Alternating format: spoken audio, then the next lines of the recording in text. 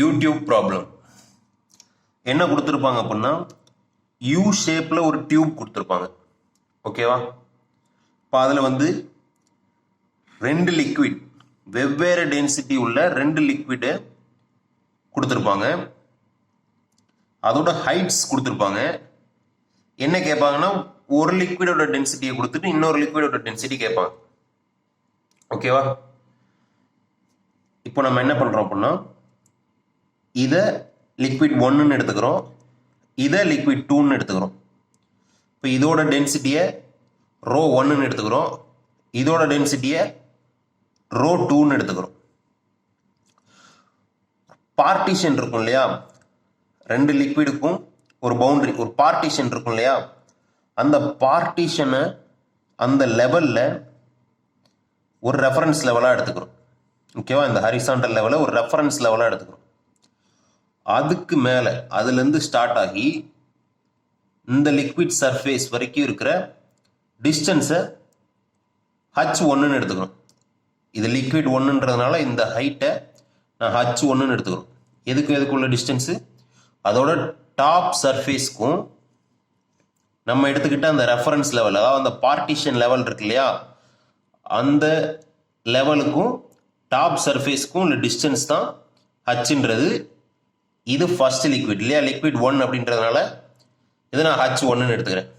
இதே மாதிரியே இந்த பார்ட்டிஷன் லெவல்ல இருந்து அதோட டாப் சர்ஃபேஸ் லெவலில் உள்ள டிஸ்டன்ஸை நான் H2ன்னு எடுத்துக்கிறேன். இந்த எக்ஸ் ஒய் எல்லாம் இப்போதைக்கு இக்னார் பண்ணிவிடுங்க. ஓகேவா? இப்போதைக்கு டென்சிட்டி 1, ரோ 1ன்னா என்னன்னு தெரியும், இந்த லிக்விடோட டென்சிட்டி. ரோ 2னா என்னன்னு தெரியும், இந்த லிக்விடோட டென்சிட்டி. H1ன்னா என்னது, பார்ட்டிஷன் லெவல்ல இருந்து டாப் லெவல், அதாவது டாப் சர்ஃபேஸ் லெவலுக்கு இது ரெண்டுக்கும் இருக்கிற டிஸ்டன்ஸ் இல்லையா. ஃபர்ஸ்ட் லிக்விடுக்கான டிஸ்டன்ஸ் H1, செகண்ட் லிக்விடுக்கு அதே மாதிரி H2. இப்போ இது ஈக்குலிபிரியம் கண்டிஷன்ல இருக்கணும். அப்படின்னா என்ன கண்டிஷன் அப்படின்னா, இப்போ இந்த ஹரிசாண்டல் லெவல் எடுத்துக்கணும் இல்லையா, இதான் ரெஃபரன்ஸ் லெவல்னு சொன்னேன் இல்லையா. பார்ட்டிஷனுக்கு நேராக ஒரு கோடு போட்டு எடுத்தீங்கன்னா இது ஈக்குலிபிரியம் கண்டிஷன்ல இருக்கணும்னா இங்க இருக்கிற ப்ரெஷரும் இங்க இருக்கிற ப்ரெஷரும் சேமா இருக்கணும். ஏன்னா இது வந்து சேம் ஹரிசாண்டல் லெவல்ல இருக்குது. அப்போ இது ஈக்குலிபிரியம்ல இருக்கணும்னா இங்க இருக்கிற ப்ரெஷரும் இங்க இருக்கிற ப்ரெஷரும் சேமா இருக்கணும். இங்க இருக்கிறத நான் 1ன்னு எடுத்துக்கிறேன்.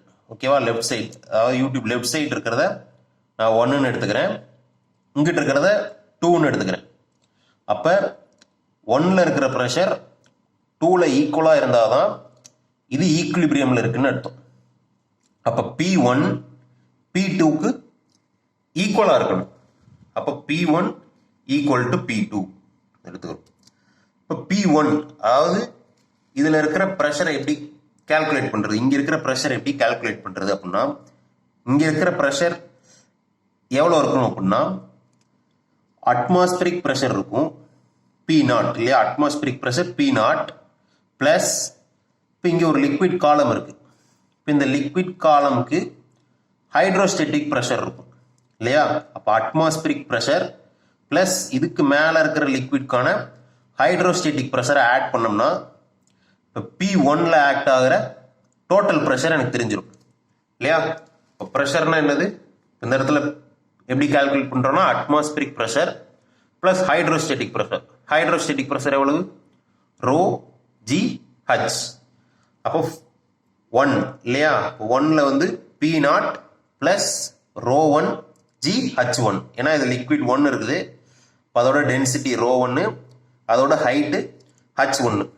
அதே மாதிரி இங்கேயும் P0 பிளஸ் ரோ 2 GH2 இல்லையா, லிக்விட் 2, அதனால ரோ 2 GH2. P0 கேன்சல் பண்ணிக்கிறோம். இப்போ row 1 GH1, row 2 GH2, G cancel பண்ணிக்கிட்டோம்னா row 1 H1 equal to row 2 H2. இப்போ இதை தான் ஒரு ஃபார்முலாவா டெரிவேஷன், இந்த டெரிவேஷனோட ரிசல்ட்டை தான் ஒரு ஃபார்முலாவே மனப்பாடம் பண்ணி வச்சுக்கணும். இப்போ இதனால இப்போ row 1 H1 equal to row 2 H2 அப்படின்னு தெரியுது இல்லையா. இது என்ன அட்வான்டேஜ் அப்படின்னா, ஒரு கொஸ்டின் பிக்சர் கொடுத்துருப்பாங்க இல்லையா, பார்த்த உடனே என்ன சொல்லிடலாம் அப்படின்னா எந்த லிக்விடுக்கு டென்சிட்டி அதிகம்னு சொல்லிடலாம். ஏன்னா ρ1H1 ஈக்குவல் டு ρ2H2. அப்போ ρHன்றது கான்ஸ்டன்ட் இல்லையா, அப்போ ரோன்றது ஹச்சுக்கு இன்வெர்ஸ்லி ப்ரொபோஷனல். அப்போ எந்த லிக்விட் காலமோட ஹைட் அதிகமாக இருக்கோ அதுக்கு டென்சிட்டி கம்மியாக தான் இருக்கும். இப்போ இந்த பிக்சர் படி பார்த்தோம்னா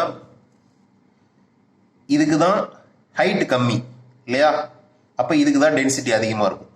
இதுக்கு ஹைட் அதிகமாக இருக்கு, அப்போ இதுக்கு டென்சிட்டி கம்மியாக தான் இருக்கும். அப்போ தான் ρ1H1 ஈக்குவல் டு ρ2H2 இருக்கும். எதை ஞாபகம் வச்சுக்கணும் அப்படின்னா ρ1H1 ஈக்குவல் டு ρ2H2 அப்படிங்கிறது தான் ஞாபகம் வச்சுக்கணும். இப்போ இதுலேயே இன்னொரு கேஸ் இருக்கு, ஸ்பெஷல் கேஸ் இருக்கு. என்ன அப்படின்னா இப்போ இதில் வந்து ரெண்டு லிக்விடையும் போர் பண்ணி ஃபைனல் பிக்சரை தான் காட்டியிருக்காங்க இல்லையா. சில கேஸில் என்ன சொல்லுவாங்கன்னா ஃபர்ஸ்ட் ஒரு லிக்விட் இருக்கு, அதுக்கப்புறம் இன்னொரு லிக்விடை ஊத்துறோம். அந்த மாதிரி கேஸுக்கு என்ன சொல்லியிருப்பாங்க அப்படின்னா ஃபர்ஸ்ட் வந்து இப்போ இந்த ஸ்கை ப்ளூ கலர் இருக்கு இல்லையா, இதுதான் ஃபர்ஸ்ட் போர் பண்ண லிக்விட் அப்படின்னு எடுத்துக்கிறோம். ஃபர்ஸ்ட் இந்த லிக்விட் மட்டும் இருந்துச்சுன்னா சேம் லெவலில் தான் இருந்திருக்கும் இல்லையா, ஏன்னா ஒரே லிக்விட் தான் இருக்குது, சேம் லெவலில் தான் இருந்திருக்கும். இப்போ அந்த லெவலில் பென்சிலில் டாட்டட் லைன் வரைஞ்சிருக்கேன் பாருங்க. இப்போ இங்கே தான் இருக்கும், இந்த சைடில் பார்த்தீங்கன்னா இங்கே இருக்கும். இப்போ இது ஃபுல்லாக என்னவா இருக்கும் அப்படின்னா அந்த ஸ்கை ப்ளூ கலர், அதாவது லிக்விட் 2-ஆக இருந்திருக்கும். இப்போ அடுத்து என்ன சொல்லியிருப்பாங்க அப்படின்னா ஒரு எண்டில் வேற டென்சிட்டி உள்ள இன்னொரு லிக்விடாக ஊற்றுறோம் அப்படிம்பாங்க. இப்போ ஊத்துறதுனால எக்ஸ்ன்ற டிஸ்டன்ஸ் ஓகேவா ரைஸ் ஆகுது அப்படின்னு சொல்லுவாங்க. முன்னாடி இருந்த வாட்டர் லெவலை விட வாட்டர்ன்ட்ட லிக்விட் 2 இல்லையா, முன்னாடி இருந்த லெவலை விட இப்போ ஒரு லெவல் ரைஸ் ஆகும் இல்லையா. இப்போ ஒரு எண்டில் ஊற்றுனாங்கன்னா கண்டிப்பாக அந்த இடத்துல என்ன ஆகும், ஏறும், ரைஸ் ஆகும். இதை தான் கொடுத்துருப்பாங்க ஓகேவா. வாட்டர் லெவல் எவ்வளோ இன்க்ரீஸ் ஆகுதோ அதை நான் எக்ஸ்ன்னு எடுத்துக்கிறேன். Increase in height due to pouring the other liquid. இன்னொரு லிக்விடை ஊற்றுறதுனால எனக்கு இன்க்ரீஸ் ஆகக்கூடிய வாட்டர் லெவலை நான் எக்ஸ்ன்னு எடுத்துக்கிறேன் ஓகேவா. இப்போ நமக்கு வந்து ரெஃபரன்ஸ் லெவல் எது அப்படின்னா இந்த பார்ட்டிஷன் தான் இல்லையா. இப்போ இந்த பார்ட்டிஷன்ல இருந்து இந்த லெவல்ல இருந்து இந்த வாட்டர் சர்ஃபேஸ் லெவல் எவ்வளோ இருக்கும் அப்படின்னா எக்ஸ் பிளஸ் எக்ஸா இருக்கும். ஏன் அப்படின்னா இங்க இருந்து அதாவது லெஃப்ட் சைட்ல இருந்த வாட்டர் சர்ஃபேஸ் எக்ஸ்ன்ற டிஸ்டன்ஸ் குறைஞ்சிருக்கு. அப்போ பார்ட்டிஷன் எக்ஸ்ன்றது கீழே ஒரு படி மேலே கீழே வந்திருக்குது, இந்த சைடில் பார்த்தீங்கன்னா எக்ஸ்ன்ற ஒரு படி மேலே போயிருக்குது. அப்போ மொத்தமாக H2 அதாவது ஏற்கனவே இருந்த லிக்விடோட ஹைட் எவ்வளோ இருக்கும் அப்படின்னா எக்ஸ் பிளஸ் எக்ஸாக இருக்கும் இல்லையா. என்ன கொடுத்துருப்பாங்க அப்படின்னா இந்த லிக்விட் அதாவது ஊத்துனதுக்கு அப்புறம் ஊத்துன லிக்விடும் அதுக்கு முன்னாடி இருந்த லிக்விடோட சர்ஃபேஸோட டிஃப்ரென்ஸ் கொடுத்துருப்பாங்க ஓகேவா. இந்த லெவலுக்கும் உள்ள டிஃப்ரென்ஸ் கொடுத்துருப்பாங்க. அதை ஒய்ன்னு எடுத்துக்கிட்டோம்னா நம்ம H1 H2 எப்படி சொல்லலாம் அப்படின்னா H1 அப்படின்றது என்னது H2 விட y எக்ஸ்ட்ரா இருக்கிறது இல்லையா. H1 equal to H2 plus Y. H2ன்றது என்னது இங்க ஒரு படி இறங்குனதுனால ஒரு எக்ஸ், இங்க ஒரு படி ஏறினதுனால இன்னொரு எக்ஸ். இப்போ மொத்தமா H2 எவ்வளவு எக்ஸ் பிளஸ் எக்ஸ் 2x இல்லையா. அப்போ H2 வந்து 2xனே ஸ்ட்ரைட்டா சொல்லிக்கலாம். H1 வந்து H2 பிளஸ் ஒய் அதாவது 2x பிளஸ் ஒய் அப்படின்ட்டு. கொஸ்டின் என்ன கொடுத்துருப்பாங்க அப்படின்னா உங்களுக்கு எக்ஸ் மட்டும் தான் கொடுத்துருப்பாங்க. அதாவது இன்னொரு லிக்விட் வந்து ரைஸ் ஆயிருக்குது, எவ்வளோ ரைஸ் ஆயிருக்குது அப்படின்னு சொல்லியிருப்பாங்க. அப்புறம் வந்து என்ன கொடுத்துருப்பாங்கன்னா இந்த ஒய் கொடுத்துருப்பாங்க, அதாவது ரெண்டு லிக்விடுக்கும் உள்ள டிஃபரன்ஸ் அதை கொடுத்துருப்பாங்க. இப்போ இதை கொடுத்துருந்தாங்க அப்படின்னா H1 H2 ஸ்ட்ரைட்டாக நீங்கள் இதை வச்சு கால்குலேட் பண்ணிட்டீங்க அப்படின்னா H1 H2 தெரிஞ்சிச்சுன்னா இந்த லிக்விட் ஏற்கனவே இருந்த லிக்விடோட டென்சிட்டி கொடுத்துருக்காங்கன்னு வச்சுப்போம் ஓகேவா. ρ2 கொடுத்துருக்காங்க, H1 H2 கால்குலேட் பண்ணிட்டோம் அப்படின்னா டென்சிட்டி ஆஃப் த கடைசியாக போர் பண்ண லிக்விடோட டென்சிட்டியை ஸ்ட்ரைட்டாக இந்த ஃபார்முலா வச்சு கண்டுபிடிச்சிடலாம். இப்போ நான் டிஸ்கிரிப்ஷனில் கொடுத்துருக்க ப்ராப்ளம் கொஸ்டினுக்கு இப்போ இந்த ஃபார்முலா வச்சு நீங்கள் ட்ரை பண்ணுங்கள்.